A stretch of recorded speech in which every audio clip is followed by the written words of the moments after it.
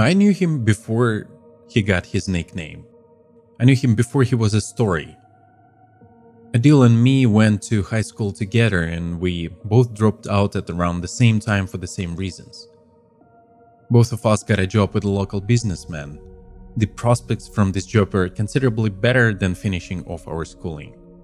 We would drive goods from town to town, or more accurately, I would drive and Adil would keep a lookout for the authorities or any other competing merchants. It's on one of those drives that Adil would earn the nickname he would be called until the end of the time: the Gambler Worm. Adil wasn't a big guy, but he carried himself as if he was. Back in high school, Adil would never shy away from instigating a fight. He would shout and puff out his chest and threaten to knock out teeth. By the time the music started and everyone joined in on the dance, however, Adil would disappear. He had a big mouth. He was quick to seize an opportunity. The man dealt in buckets of bluffs with no plan B. His temper would ultimately undo him. But that one night, so many years ago, it saved both of our asses. We were moving some untaxed cigarettes across the country. We had been stopped earlier that night, but Adil was asleep. Luckily, the guard who wanted words was no saint.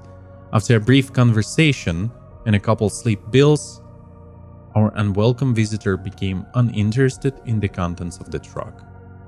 I didn't have to even wake Adil up. The second time we got stopped was different. The car rode up in front of us with its lights flashing and its sirens blaring. No room for negotiation. No common courtesy. When the guy walked up to the truck, he had his hand resting on his pistol. No chit-chat. He wanted to see our documents and what we were transporting. Neither of us were armed. Guns complicate things, and getting into a firefight over some cigarettes wasn't worth the injury. With the bedside manner of the cop, I was pretty certain me and Adil were going to get cuffed. It wasn't optimal, but it wasn't the end of the world, We would sit for a bit. 6 months at worst, probably less. We would sit for a bit, but if we kept quiet and dumb, we would get our back wages and nifty bonus from the boss by the time we got out. I didn't see any other choice than to cooperate with the patrol.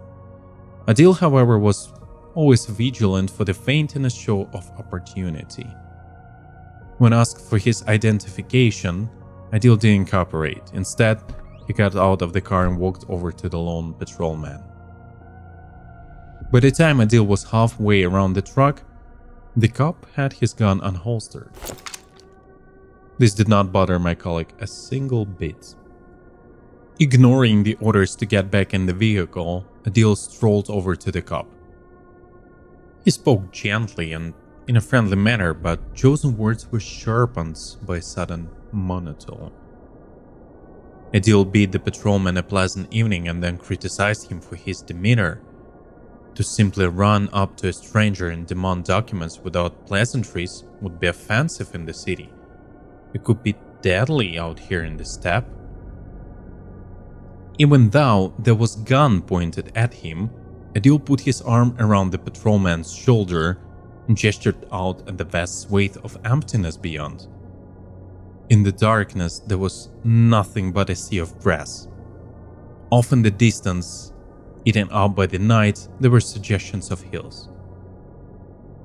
Aside from our high beams and patrol cars' flashing lights, the world beyond existed as mere suggestion. We were alone on the roads, Adil told the patrolman.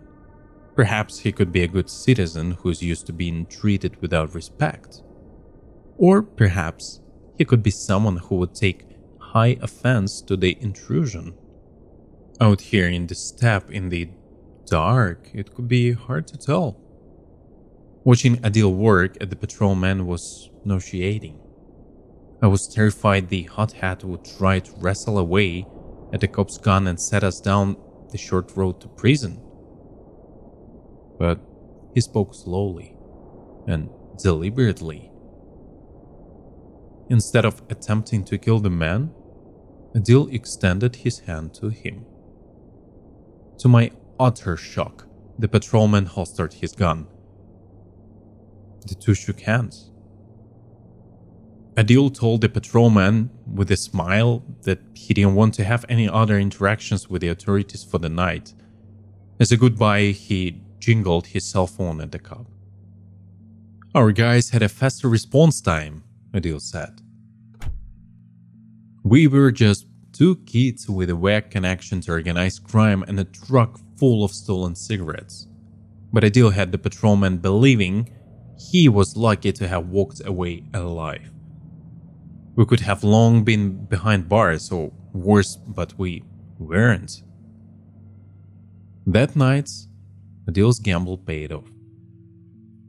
Over the years, stories of similar odds would play out in front of the other guys. Combined with his appetite for dice and poker, Adil earned himself the first part of his nickname, the Gambler. People liked him because he was bold and would never let an opportunity slip. What they didn't know, Adil was just lucky. Adil was just impulsive and lucky, and one day that luck would run out. Last year, the businessman we work for gets a tip about an untapped new customer. His bold driver shows up to work with a hat full of hair. Apparently, there is some magical hair cream operation being run out of a warehouse in the sticks. The purveyor of the business wasn't yet acquainted with my boss. We were called in as muscle along with a couple other guys. There were two identical shaved Neanderthals guarding the warehouse with rifles, but they put up no resistance. I don't know what they were riding on, but they just stared off into the distance as we made our way in. The warehouse was a packing operation. A couple dozen folks were wrapping up jars of pink sludge with colorful wrapping that read "Happy Hair." While our boss interviewed the owner, we examined the stocks and took samples. We had seen the boss driver. We knew the cream was the real deal. Our boss calls Adil and me over to the office. The head of the magic cream operation seems to be a scientist type with a lazy eye and a mop of black hair. Apparently, he doesn't understand the power dynamic playing out in the office. He doesn't want to talk to the boss. He treats us like we're some street trash that has tumbled into his place of business. Adil and me set out to convince him that we are to be taken seriously. By the time we break his third finger, he becomes a lot more talkative. The scientist says he works for a research facility. Selling the magic hair cream is simply a means of raising funds for important research. There's no space in the finances for kickbacks. When we work away at his fourth finger, the scientist admits that yes, maybe there is some room in the budget for local tribute. Our boss seems pleased, both with our work and with the resolution to the business discussion. He almost seems content to end discussions, yet before we leave, he asks one more question. Our boss asks the scientist for the name of the scientific organization he represents. The scientist answers without any reluctance. He works for the boss tells us to let him go. I would have done so even if I wasn't ordered. The has long been a subject of local whispers. Back in the day, it was called the United People's Institute of Science. Its reputation was far from positive, but it was still said to operate within some understandable human framework. When the Soviets collapsed, the institute shuttered its doors as well. Something else was born in its place, something incomprehensible. The boss forced all the guys to return the samples of hair cream they had appropriated. No business was to be done there. Whatever the people of the institute had going on was their own concern. We had all heard stories of incomprehensible signs, of monsters beyond belief, of tainted water which would dissolve all living things into worms. We had all heard stories, and most of the guys were content to stay away from the Institute. Adil, however, had different plans. About a week later, he came to me and informed me that he and a couple of his associates had decided to go into business with Dr. Barrett, the scientist whose hands we had mangled. It wasn't a protection racket per se, sure. Some of the money was earmarked to keep the rest of the scientist's digit intact, but Adil was also kind enough to help Dr. Barrett sell his product to a larger audience. Look, he had transportation contacts, he had marketing contacts. The hair cream was indeed magic. It would be a shame to not make some scratch of it. I, of course, wholeheartedly rejected the offer. Many of the stories told about the Institute and the dark science practiced within it were undoubtedly made up, but even if a fraction of those stories were true, I had no interest in risking my life and soul. I rejected Adil's offer and suggested to him that he abandon his pursuits as well. Nothing good ever came of getting involved with This was one gamble he was better off not making. Yet, Adil, the gambler, wasn't one to shy away from a payday. With some disappointment, he told me he respected my decision. Once the money started rolling in, he said he would buy me a drink. Adil would end up buying me that drink, yet it would not be a celebratory one. For a couple months I did not see him. I had a fair amount of business to attend to myself, and Adil was too busy managing the export of the hair cream. When we finally met for that promised drink, Adil's new suit and jewelry sang a tale of wealthy. His harrowed face, however, suggested things might have gone astray. Initially, the business was doing good, Adil said. The cream was indeed magic. Within days it could make a bald man sprout a hat of hair that would make Samson jealous. The cream came ready-made from the Institute in little jars labeled GH058. All Adil and his people had to do was package it and market it. For months the business was going swell. Dr. Barrett was a gloomy character, but he understood his position within the local food chain and made no effort to change it. Regular customers were established, new markets were tapped, and Adil's purse grew with each shipment. As smoothly as Adil's business was going, however, Dr. Barrett and the Institute were in need of additional support. About a month ago, the scientist introduced Adil to his new business partner, Professor Henry Willow, an American scientist. Strange fella, stranger than Dr. Barrett. Apparently, this grown man carried around with him a schoolyard notebook covered in Pokemon stickers. He seemed unenthused about Adil's part in the business and barely spoke to him. Professor Willow seemed to find the lucrative hair cream trade to be a waste of time.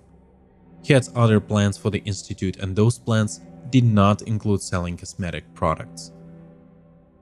Professor Willow only showed up to the warehouse once. Dr. Barrett showed up daily as he always did for about 2 weeks. Then, he too stopped coming around. Along with Dr. Barrett, the shipments of the hair cream stopped as well. Adil sent some guys to figure out what had happened to Dr. Barrett and to the magical cream, yet they never came back. Adil had plenty of orders to fill, and only half the hair cream he needed to fill them. Left without any answers and the ticking clock, Adil decided to take another gamble. He watered down the hair cream. When he told me he managed to fulfill all the orders with only half the product, I thought myself privy to another tale of Adil's luck. Yet when Adil told me where he had gotten the water to cut his product with, I understood his harrowed face. Thing is that the United People's Institute of Science was an underground research facility. When it had transformed into it continued to operate underground, yet it needed additional security measures. In 2003, there was an attempted raid on the institute by governmental forces. In order to fend off the raid and ensure the safety of the facility, the utilized some of its forbidden science.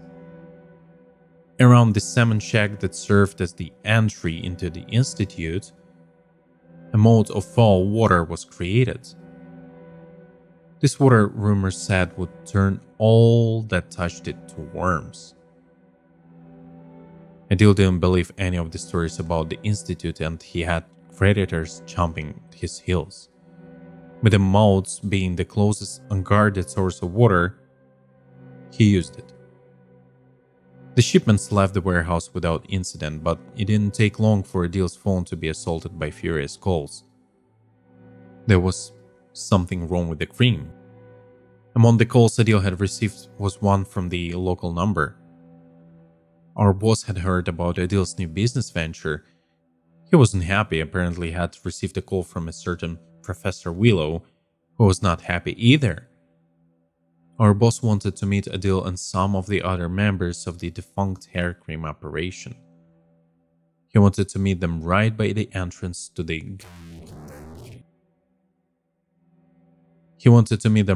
moat. I tried to convince Adil to run. I tried to make him understand that he had made a terrible mistake and his luck had run out. If he were to go to the meeting, I told him he would not come back alive. Adil listened. His face was sunken and tired, and I guess he on some level knew I was right. Yet when I finished talking, Adil simply swallowed his drink and told me he would give his next steps some thought.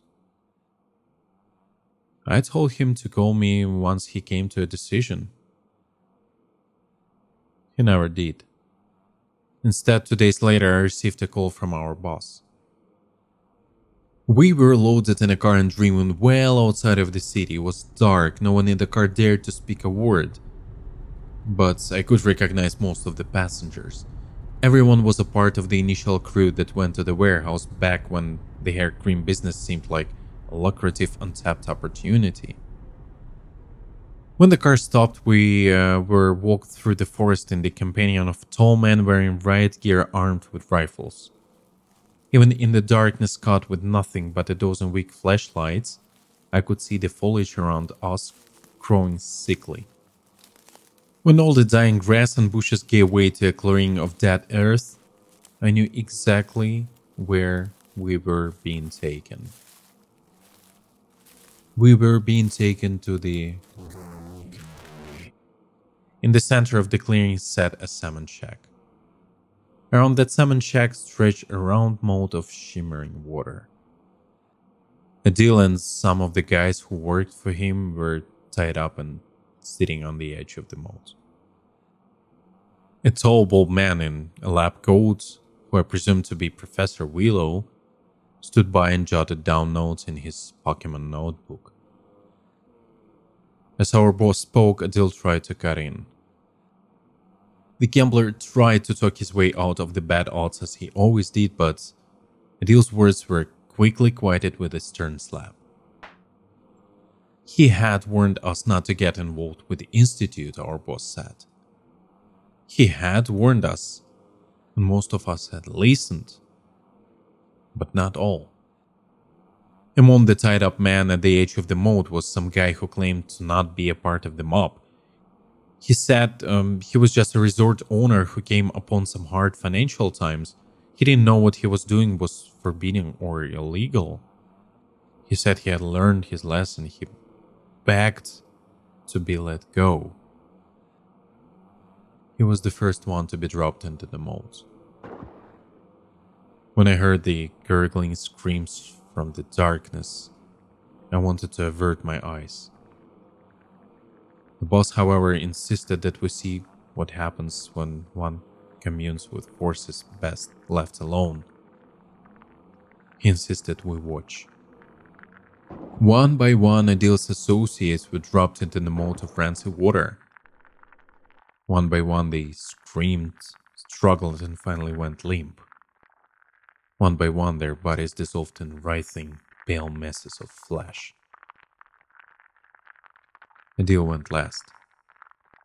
He begged for mercy, yet his tone of voice made it clear he knew he would be afforded none.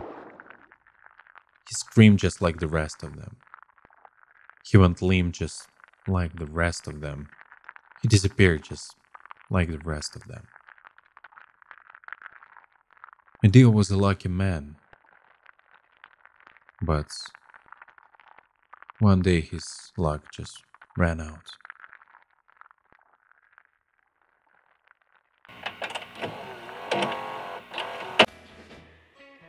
And so concludes another episode of the United People's Institute series. Next Thursday comes the tale of trucks, mysterious cargo, and bald giants, read by Christopher Hugh James Adamson. If you can't wait a full week for another episode, drop by patreon.com/MikeJLanger for the full 20-story season and a bunch of other early and bonus content. Also, if you haven't heard the first season of the United People's Institute series, there's a big old jumbo video of it down in the pinned comment for binge consumption. Big thanks to Dmitry Tretiakov for lending his voice to the tale, and Repulsive for providing the spooky tunes. If you made it this far into the video, tell me if you've ever smuggled something. Back when I lived in Scotland, I might have made my rent money by smuggling in cigarettes with the help of my mama. If you're law enforcement and the statute of limitations hasn't run out yet, that's a joke. I'd never break the law. Never. Anywho, tell me of your smuggling adventures. Maybe some of your roguish ways will rub off on a story in the near future. And finally, as usual, a huge thanks to the patrons for making the show possible. Big old thanks to Bob Condrick, Dante Kincaid, Matt, Joyce, Mr. CreepyPasta, Kus, Christopher Barunda, Dying Sun, Charlie Cooper, Paul Evans, Quad Pills, Shion, and Larry V. If you want to join these illustrious scientific minds, drop by patreon.com/MikeJLanger. That's it for me this week. Hope everyone is safe, sane, and healthy out there.